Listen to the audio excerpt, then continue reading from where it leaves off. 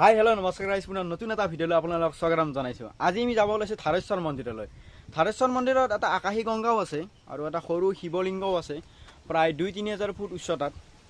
তো গ'লে গম পাম কেনেকুৱা কি ক'ত কি আছে। তো মোৰ ঘৰ বাইহাটা চাৰিআলি। তো বাইহাটা চাৰিআলিলৈ থাৰেশ্বৰ মন্দিৰলৈ এপ্ৰক্স আমাক 1.5 ঘণ্টা এটা লাগিব। গুৱাহাটীৰ পৰাও চাগে থাৰেশ্বৰ মন্দিৰলৈ 45 to 50 কিলোমিটাৰমান হৈ যাব। তো 1.5 ঘণ্টা 2 ঘণ্টাটো মিনিমাম ধৰি থ'ব পাৰি। আৰু যিবোৰে আকাশী গংগা মানে কি নাজানে, সম্পূৰ্ণ ভিডিঅ'টো চাই থাকক। তো পলম নকৰি আজিৰ এই ভিডিঅ'টো আৰম্ভ কৰোঁ। তো ঘৰৰ পৰা ওলাই আহিলোঁ। তো বৰষুণ দিলে অলপমান দেৰি হ'ল। মোৰ লগত আছে বিকি ভাই, আমি আছোঁ আৰু কেইজনমান, ইহঁতে আগবাঢ়ি যাই আছে। তো বহুখিনিয়ে দেৰি হ'ল, প্ৰায় 3টাই বাজিল। তো দেৰি নকৰি আৰু আমাৰ যাত্ৰাটো আকৌ আৰম্ভ কৰোঁ।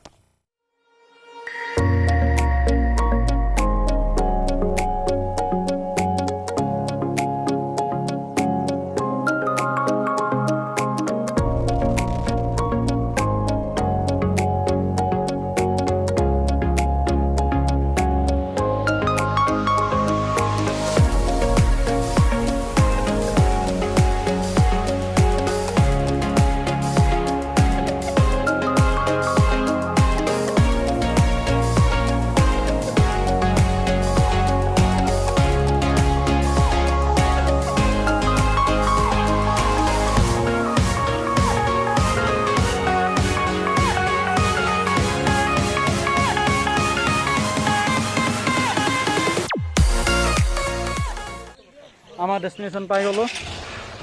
মাজত বহুখিনি কিবা কানি হ'ল, এনে কৈ আছোঁ বাৰু ক'ত কেনেকুৱা কি হ'ল।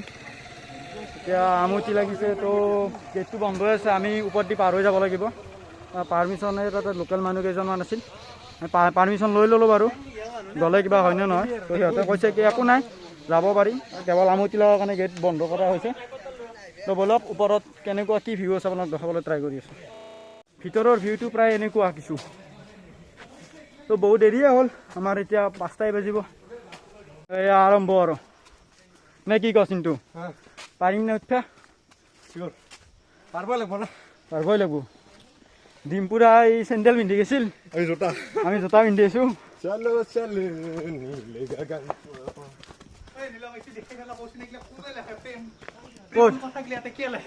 কোনে লিখছে? এইবোৰ বেয়া কথা। এইটো হনুমান মন্দিৰ, জয় শ্ৰীৰাম। আমাৰ হেৰি ডিএম চোৱাচোন, এইটো কোনে লিখিছে, কোন এইবিলাক ধাৰ্মিক প্ৰেমিক। মন্দিৰৰ ভিতৰত এতে লাভ ৰেখ, এতে প্ৰেম চলিছে এই মন্দিৰৰ ভিতৰতো। বোলক কিমান চলাব, আস্তে ৰে আস্তে। ইয়াতে বৰষুণ দিয়া নাছিল চাগে ন?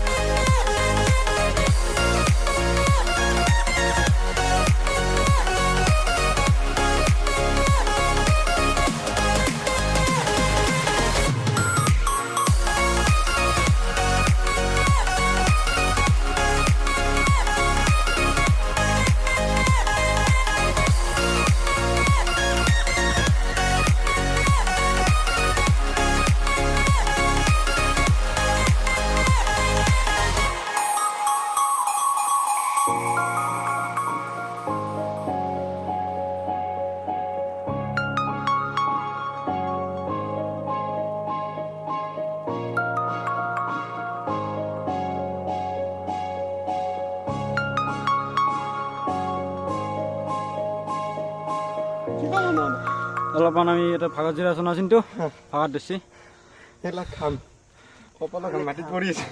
বাপৰে কি থিয় হবে। এ বিকিটা হেৰি দেচোন, পানীটো একদম খাওঁ। মই 2009 ত বামুণীৰ পৰা চাইকেল লৈ আছিলোঁ। আচ্ছা ৰাজিবুল্লা, পানী দি লাহে লাহে খা। কি বস্তু এগুলা মোৰ লৈ আহি পালোঁ, বহুত ভাল লাগিছে পুৰা থিয় হ। এয়া চিন্তু ফটো মাৰিছে, ইয়াত অলপ বহিব পৰা ব্যৱস্থা আছে, বহুত ভাল লাগিছে। এই গৰমত ইমানখিনি এনেকৈ তাতে মাজত ইমানখিনি গণ্ডগোল লাগিল। সেয়ে আৰু অলপ জিৰাও তাৰপিছত কণ্টিনিউ কৰিছোঁ ভিডিঅ'টো।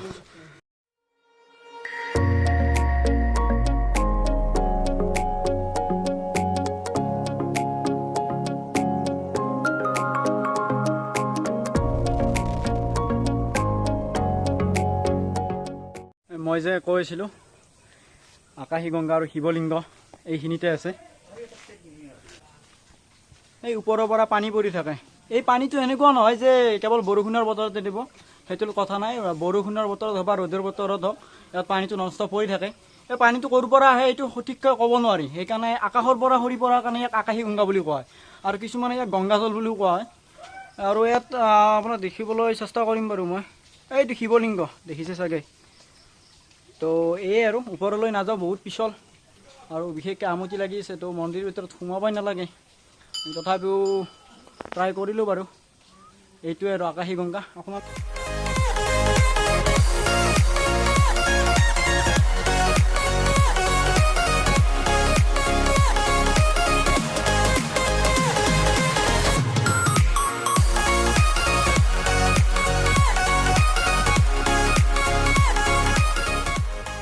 তো ভাল লাগিল প্লেচটো, হয় নে নহয়? তো চাত পূৰা ভিজি গ'ল, স্পৰ্টিংটো পিন্ধি ল'লোঁ। এতিয়া আমি আৰু যাওঁ আৰু তললৈ। আপোনালোকে আহিব পাৰে, বৰ সুন্দৰ জেগা। কিন্তু ফটো উঠাৰ কাৰণে বেছি প্লেচ নাই, সেইটো অনেষ্ট ৰিভিউ। কিন্তু বৰম্বই বেষ্ট ফটোৰ কাৰণে। ব'লক তললৈ যাত্ৰা আৰম্ভ কৰোঁ। ফাইনেলি তললৈ আহিলোঁ। আমাৰ যাত্ৰা এইখিনিতে সামৰণি হ'ব। সেই কণ্ডিশ্যনটো নহ'লে আৰু বেছি ভাল লাগিল হয়, নে কি কওঁ? ঠিক ঠাক আছে আৰু। তো যামগৈ আৰু। গৰম পূৰা একদম আল্টিমেট গৰম লাগিছে।